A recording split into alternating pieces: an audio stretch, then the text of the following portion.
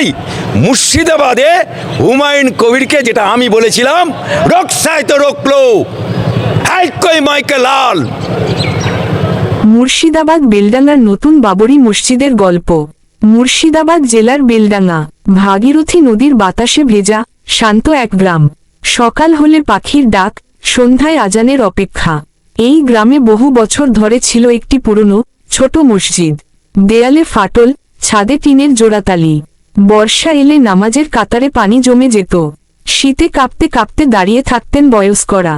তবুও এটাই ছিল গ্রামের মানুষদের সবচেয়ে প্রিয় জায়গা। একদিন ফজরের নামাজ শেষে মুরব্বীরা বসলেন। কথা উঠল, এই অবস্থায় আর কতদিন? গ্রামের ইমাম সাহেব ধীর কণ্ঠে বললেন, আমাদের সামর্থ্য কম, কিন্তু আল্লাহর ঘর বানানোর নিয়ত বড় হলে রাস্তাও আল্লাহই খুলে দেন। এই কথায় যেন আগুন ধরল সবার মনে। সেই দিন থেকেই শুরু হলো নতুন বাবরি মসজিদের স্বপ্ন।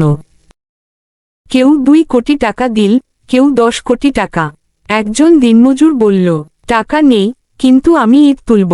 গ্রামের মায়েরা ঘরে ঘরে চাল ডাল তুললেন। বাচ্চারা স্কুল থেকে ফিরে মসজিদের ইটের পাশে পানি এনে রাখল। কিন্তু সবাই নিজের সর্বোচ্চটা দিয়েছে। দিনের পর দিন পরিশ্রমে একটা একটা করে দাঁড়িয়ে উঠল দেয়াল।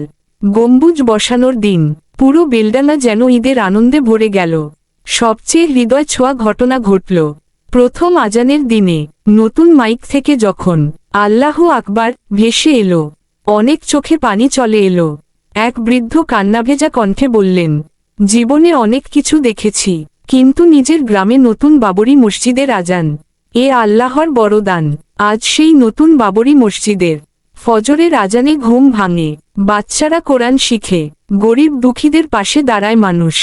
বেলডাঙ্গার এই বাবরি মসজিদ শুধু ইট পাথরের নয়, এটা তৈরি হয়েছে ঈমান, ত্যাগ আর ভালোবাসা দিয়ে।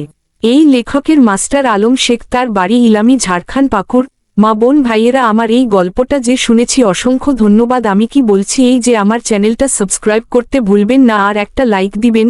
হ্যালো ভাইয়েরা, আপনারা কি চাইছেন গল্প লেখাতে? তাইলে কিসের নাম লিখে পাঠা কমেন্ট করে।